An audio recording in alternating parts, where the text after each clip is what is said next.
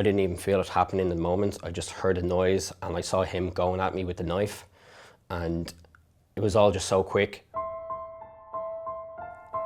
Irish skeleton athlete Brendan Doyle joined the Gardaí when he finished school. In 2009, his life changed dramatically when he was severely injured in the line of duty while responding to an incident in a house. He ran into the kitchen, and the kitchen door was half wood, half glass. And as I approached the door, I couldn't see him, I didn't know where he went. And he appeared from behind the door with a foot-long chef's knife. And he pointed it right at me, just like directly at me, and he was aggressive. And I'm not gonna lie, I was like terrified.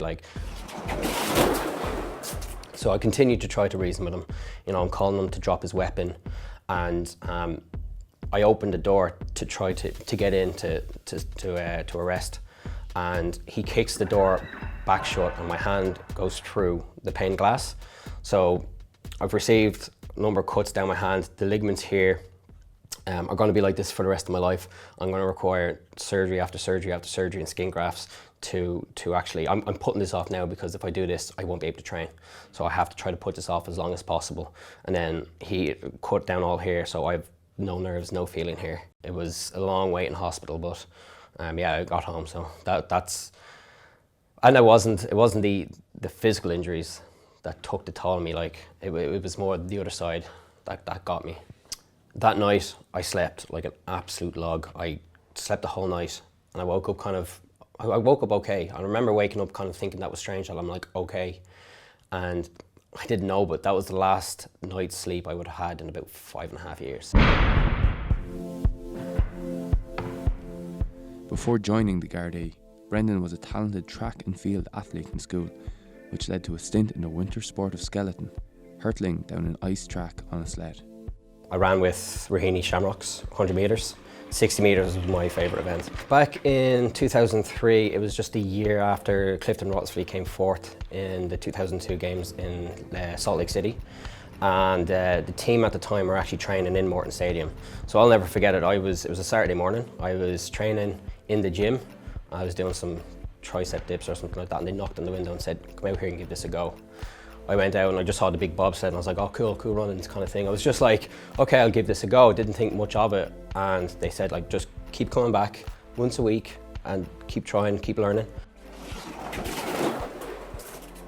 Brendan had to leave the sport of skeleton behind due to a lack of funding, and so after school a career in policing beckoned, which eventually led to the traumatic events of 2009. The severity of Brendan's injuries had a huge effect on him, and he suffered heavily from post-traumatic stress disorder, which led to night terrors, insomnia, and ultimately to thoughts of suicide. If I told you that every time you fell asleep, someone would punch you in the head, you would have problems going to sleep. And that was what it was like for me. It was very difficult to get going to sleep knowing that night after night I'm just going to be violently woken up. And from there I started getting depressed because I was feeling like a failure. I was letting my unit down. I was letting myself down. I worked hard to get into the Guards. I loved the job.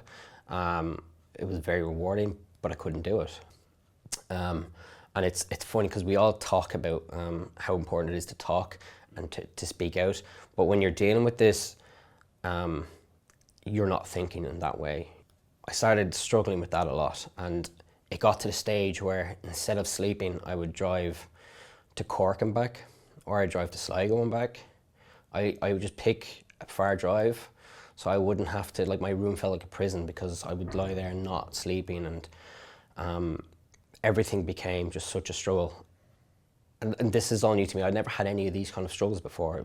This was physical, fine, I could deal with that, but this whole, I couldn't understand it. I couldn't get a grasp of it. I wanted to get back, but I couldn't. And I couldn't commit to waking up the next morning. I couldn't commit to doing anything. So it was so consuming. I woke up one morning and I said I was going to basically take control of my life. I was calm because I felt like this is the moment where I'm going to get a night's sleep. This is the moment where I won't feel like a failure. This is the moment where I can take control of my life once again, because up to this point, I was, a good student, trained diligently, was consistent, and then everything has just changed within this 5-year period. I was actually happy, and I just remember hearing a voice behind me. It was a young girl, with her mum, and she said like she's excited for her day out or something like that, something along that line. And I just remember thinking, I can't do it in front of her. And I went back to my car and I just cried. And I went back home and I cried. And I said to myself, this is the point where I need to change something.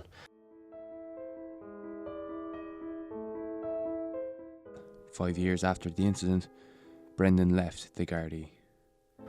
The plan was to remove myself from the biggest stressor of this whole situation, and then try to rebuild from there. And for me, it was sports for sure. It was something that gave me a brief moment of like just clarity when I'm in the gym. My mind, I don't think about what's at home.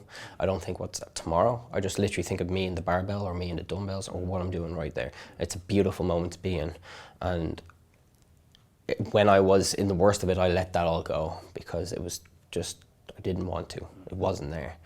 And it was one of the things that gave me drive. So, I mean, look, I started back, I went from training 6 days a week to maybe even once. And it was a short, small session. But I would go home feeling like I've committed to the session. The session itself was garbage, and I performed garbage, and I felt garbage. But I got out of bed and I went. And I stuck to the single day. And I was some level of consistency. And then I started feeling good about that. And then I said, I'm going to add another day. And it just started to spiral and grow like that. Again, it was a slow burner. And I didn't at the time feel like this is going to be the answer. But I just remember this is something that has been consistent in a life of chaos. So, you know, I eventually got to the stage where I was thinking maybe I'll try competitive athletics again, like a race, not even a big race, just a race. So I got back onto my track club, Raheny Shamrocks, and I asked them, I was like, can I train with you guys? I fancy doing a race again. And they're like, yeah, sure. And that was one of the steps. So I was competing for Raheny and Shamrocks. I was competing at the Nationals in Santry, and the old president, he's now working with British bobsleigh. The old president of the association was over, and he's like, you should really give this a go again. And I'm sitting there going like, you know, what's for you won't pass you. You know, I applied and kind of trained hard, and here I am now. Put everything into this. I would literally put everything into this. So I know it's a life changer for me.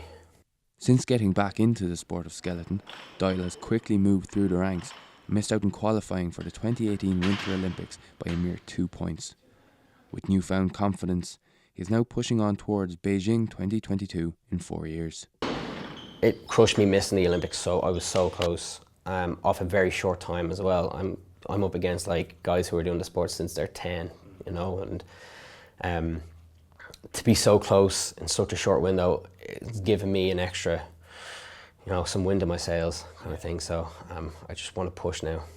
But the bottleneck that I'm facing now is funding and support. You know, I've had some life-changing offers from the Canadian team in terms of partnerships, coaching, and this is something that I can't turn down. It's like winning the lottery for me. It's huge. But it's trying to find the finances to commit to this. I have put everything I've owned. I've put every penny that I've ever saved up. I've put everything I've ever got into the last 2 years.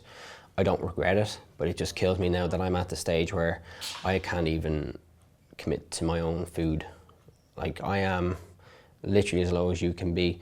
And my last few pennies, I'm trying to push into advertising. I'm trying to push into getting the name out there in the hopes that someone picks it up or can pass it to someone to support me. Brendan's road to hopefully becoming an Olympian has been long and hard, and only for a moment of chance might have been cut short before it had really begun.